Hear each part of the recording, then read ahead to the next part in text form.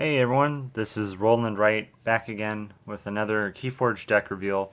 Today I'm going to show you my deck, Sakmet Muckraker Djinnilever. Really hard name to kind of say, not as good as my last one. This is going to be a Logos Shadow Mars deck. At the pre-release, we were of course only given one deck. However, being that I wanted to play with some friends, before the official release came out, I was able to find someone who's willing to sell me their deck for 10 bucks. He didn't really like it, primarily because Mars is in it. Can't blame him for that. I'm not a huge Mars fan myself, but I've played with this deck quite a few times, and it's actually really solid. There's some weaknesses to it, but let's just get into it, and I'll kind of give you my overall thoughts for the deck, besides the weird name, of course. So, first off, we have our Logos faction. We start off with Dimension Door. This is a Logos card that I had in my previous deck, if you check that out. It's much more useful in this deck, primarily because this deck has more Logos creatures. So for the remainder of the turn, any amber you would gain from Reaping is stolen from your opponent instead. Pretty solid card if you have Logos creatures to use it with. So we follow that up with a second Dimension Door. And here's the thing. We also have Shadows in this deck, so we get a lot of stealing done between Logos and Shadows, and then we have a lot of capturing with Mars. So this deck does have like really good amber generation in the sense that it's just taking it from your opponent. I will say that from all the games I've played, my opponent's never really at 0 amber. It's not as strong. Like Forge Breaker, my previous deck was all about just keeping my opponent at no amber. This deck doesn't seem to do that for a couple of reasons. But it's really good at just generating its amber from its opponent at its own pace. Then we have Lab Work, a standard Logos card. Gain an amber, archive a card from your hand. This is really useful with quite a few cards in this deck. Not as strong as maybe if it was in the Forge Breaker deck, but in here it does do some really good things. Archiving is just in general a really solid mechanic. We follow that up with Twin Bolt Emissions, a very simple card. Gain an amber, deal 2 damage to 2 different creatures. Pretty solid in this deck. This deck it needs some. It doesn't really have any board wipe in any regard, and so Twin Bolt Emissions is useful at getting rid of those low health but high priority creatures. Things like other Shadows creatures, even some Logos creatures and stuff like that. We have Crazy Killing Machine. This, I believe, is a rare artifact. Yeah, it's a rare artifact. This is both players discard the top card of their deck. Then you, as the person who used Crazy Killing Machine, get to destroy 2 creatures or artifacts that are associated with the 2 factions of the discarded card. So for instance, if I discard the top card of my deck and it's Logos, and my opponent discards the top card of their deck and it's Untamed, I get to destroy 1 Logos and 1 Untamed creature or artifact in play. If I can't destroy 2, then this card gets destroyed. Incredibly strong artifact. Next up, we have a Mobius Scroll. This is also a rare. So Mobius Scroll is it's an artifact. It's an action.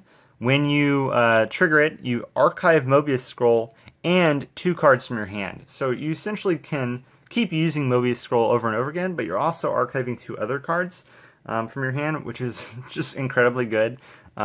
This is definitely a rare card that doesn't feel broken. Hasn't really had like massive impacts, but it is just really nice to use. We follow that up by another rare, and that's the Spangler Box artifact. This is a pretty funny one. You purge a creature in play, meaning you remove it from the game. If you do, your opponent then gains control of Spangler Box. If Spangler Box ever leaves play, all the cards that have been removed because of Spangler Box return to play. So it's a really good and messed up card. It's phenomenal in the sense that, if your opponent doesn't have Logos as a house, they have to claim Logos just to use this once. In addition to that, let's say I use Spangler Box. I go, okay, I'm going to use Spangler Box action. I purge that creature on your side field. Now you gain control of it. Well, they gain control of it and it's exhausted. And it doesn't unexhaust until the end of the controller's turn. So even though I just used it and exhausted it, it's no longer under my control, so it doesn't unexhaust. So my opponent gets an exhausted card that they can't even use until a later turn. So really like Spangler's Box, and I like it so much I got 2 of them. So I have 4 rare artifacts in this deck: Crazy Killing Machine, 2 Spanglers, and a Mobius Scroll. Kind of a funny Logos turns with this deck. Now we follow that up with Dr. Esoterra. This is a 4-power Logos creature. When it comes into play, you gain an amber for each forged key your opponent has. So at most, you're going to gain 2 amber. Otherwise, you might gain 1 or none. This is pretty much a poopy card. I'm not a fan of it, really, in any regard. But whatever. It's a Logos creature. I guess you can't really expect too much. We do have Mother, however. Mother is a much better Logos creature. And it is essentially a 5-power creature with the passive ability that during your turn, during your draw cards phase, you draw 1 additional card. So instead of up to 6 cards, you'll draw up to 7 cards. Really good card. There are some cards in this deck that do inflict chains, if I recall correctly, and this just kind of mitigates that a little bit. And yeah, I mean, it's just a really solid card. Even if you're not claiming Logos every turn, this is still doing something for you. Next up, we have the Novu Archaeologist. So Novu is an uncommon Logos creature, 4 power. As an action, so instead of reaping or fighting, I can have him archive a card from my discard pile. So on my following turn, essentially, I can get a card back from my discard pile. Really, really good card. I haven't honestly used it a whole lot, and primarily that's because this deck doesn't seem to have a lot of cards in my discard pile that I just really need back, but it's still good, still a good option to have. The problem here is when you combine it with Dimension Door, you're kind of at a loss. Dimension Door requires that you reap to steal an amber instead. But because this is a separate action, I don't benefit from Dimension Door if I use this card, and vice versa. So there's kind of a little weird interaction there. Then we have Experimental Therapy. This is an uncommon upgrade. A lot of people like this card. Essentially, it just makes it so that the attached creature belongs to all houses. But when you play it, it stuns and exhausts that creature. So essentially, I have a creature in play, I want to use it every turn. I play Experimental Therapy on it, that creature's stunned. On my next turn, regardless of what house I call, I can unstun that creature by exhausting it, and then the following turn I can start using it every turn. There are some phenomenal candidates for this card in really almost any deck, but there's some really cool ones in this deck primarily. Next up, we're going to move on to Mars with Battlefleet. This is a really, really, really good Mars card. It's uncommon. It gives you an amber when you play it, and you reveal any number of Mars cards from your hand, and for each card revealed, you draw a card. So there are times where I'll have, this is great because I have so many different archive things, so I can archive a bunch of Mars cards, and then bring them back, and then just draw an immense load of cards. I've had ridiculous hand sizes with this. I've had ridiculous Mars turns with this. This is just a Mars card you kind of want in every Mars deck, pretty much. There's almost no reason not to. So yeah, I really like it. It's a pretty decent card. Next up, we have another uncommon Mars card. It's EMP Blast. This is also an action. I gain an amber. Each Mars creature and each robot creature is stunned, and then every artifact in play is destroyed. So this card is a little weird. Early in the game, if you don't have a lot of Mars creatures in play and your opponent already has some artifacts, this is pretty solid. You get an amber and you essentially destroy all their artifacts. And if they're playing Mars, you also get to stun their Mars. And if they're playing Logos, you can also stun their robots. But other than that, like later in the game, if you have a bunch of Mars creatures in play, and this deck has a lot of artifacts, this card almost always would hurt you more than your opponent. So I typically just end up discarding or archiving it. But I think early in the game, this can be a pretty solid card for this deck. Next up, we have kind of the weaker part of the Mars set, and that is Martians Make Bad Allies. This is a rare action where when I play it, I reveal my hand and purge each revealed non-Mars creature, and then I gain an amber for each card purged this way. So, in a general sense, this card isn't that bad. You can get a burst of amber out of nowhere. I mean, let's say you have 4 non-Mars creatures in your hand. You can purge all of them to gain just 4 amber. I just don't feel like that's enough because purging removes them from the game, so I'm losing creatures from my deck. I mean, in a way, you can improve your deck's consistency by milling it, but still, this hurts a lot, and it doesn't really give you a ton. And then on top of that, I got 2 of them. I'm not really sure why this is a rare card. Maybe there are some other factions or some other cards that this is just pair better with. I don't feel like it pairs good in this deck whatsoever. I almost never look at my hand and see non-Mars creatures there and think, yeah, I don't mind purging that. So yeah, it really sucks to have two. This is actually the biggest problem with this card, is that I have two of them, because a lot of the time I'll end up with both of them in my hand and I can't play both of them even if I wanted to. Because you play one, you're purging the rest of the creatures, and so now you just have a dead card sitting in your hand. It really sucks. I would have preferred any other rare Mars card. Next up, we have Mothership Support. This is a pretty common one. Action, gain an amber. For each friendly Mars creature you have, deal 2 damage to a creature. You may divide it as you wish. This is a okay card. I think on average I tend to have 2 friendly Mars creatures ready when I use this. So I tend to do maybe 4 damage, which is kind of in line with Twin Bolt Emission, and it gives you an amber. You can play this early in the game and still get an amber from it and get it out of your hand. It's not really a bad or good card, I don't think.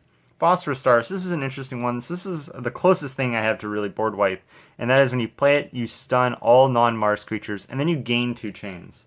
I guess, you know, in all the games I've seen this deck played, this deck usually has a ton of non-Mars creatures in play. That's just how it's been so far. Obviously, that can change, especially when you get things like Spengler Box involved. In Spengler Box, you might end up having a lot of purged creatures come back to play and maybe be at a board disadvantage, or just playing another deck that has better board clear than you or something like that. Getting the 2 chains really sucks. This doesn't give you any amber. So far, I've used this card maybe once, and it was like really early in the game. Like my opponent's first turn was they played 4 creatures, and then I responded by playing this before I had any non-Mars creatures in play. Besides that, this is a very situational card. Most of the time you might want to just discard or archive it. This is a good archive candidate, to be honest. And that was also that was a common too. Now we have Grabber Jammer, also a common creature. This is a pretty solid creature card. 4 health, 1 armor. Your opponent's keys cost +1 to forge, and when it fights and reaps, it captures 1. This is a great Mars card. The more of these you have, actually, the kind of the better they are. If you have 2 of them in play, your opponent's keys cost 8, and you can just keep capturing. They're a real pain in the butt, and they have that armor there to make them sustain a little longer. Then we have a common creature, Mind Warper. This is a 2-power creature. It has elusive. As an action, so instead of fighting and reaping, I can choose an enemy creature. That creature captures 1 from its own side. Then, you know, when a creature with a captured amber dies, the captured amber goes to the opponent. So I make them capture their own amber, and then if they ever leave play, that amber comes to me. So this is a pretty fun card. People tend to hate it. It has elusive, which makes it even more annoying. Yeah, I mean, not much else to say. It's a pretty decent card. In kind of a way, this is essentially Steel 1, almost. A little weaker than that. Alright, next up we have Ulik Megamouth. Ulik is also a common creature. This is a 3-power. When it fights and reaps, I can use a friendly non-Mars creature. It's important that I can't ready a friendly non-Mars creatures. There have been times where I'll have an exhausted one. It doesn't work in that way, but I can use a friendly non-Mars creature. This is an interesting candidate for experimental therapy, because then in essence you can use a bunch of non-faction cards in a turn. A pretty solid card. It's not super high priority against your opponent. Like, they're not going to focus it a lot of the times, and this deck doesn't have a ton of great candidates for it to work with, but it's still a really solid Mars card. We follow it up with Yixili Marauder. This is also a common creature. It's 2-power. When you put him into play, he captures an amber for each friendly ready Mars creature. Once again, I tend to have 2 on average. And then it has +1 power for each amber on it. A decent card. You know, if on average I have 2, it's essentially a capture 2 4-strength creature. Not a great precedent. I know Dis has Charlotte, which is a 4-power. When it comes into play, it captures 3. So this is it would have been better if I had cards that allowed me to capture amber, like the Royal Redress, I think, which is a Sanctum card, which lets me capture 2 and put it on any creature I have in play. Those are good combos for this. So it's not a tremendously good Mars card, but it's not terrible either, I guess. What is this? How does I say this? Zizix the Many. This is a common Mars creature, but it really doesn't feel like it. This guy is a 3 power. When he fights and reaps, I can reveal a creature from my hand. If I do, I archive it, and then Zyzix gains 3+1 power counters. Really, really solid. This card can get out of hand quickly. I get to archive a creature, which is pretty solid in general, but also it becomes a 6 power, then it becomes a 9 power, then it becomes a 12 power. This guy can be really frustrating to play against. In general, like, he's a nice way to just kind of annoy, like, he's a nice way to distract your opponent, but like losing him never really feels that bad to me, especially if I get at least one use out of him. I get to archive a card with him as well, so he's not bad. And then lastly, for Mars, we have Biomatrix Backup. This is a common upgrade.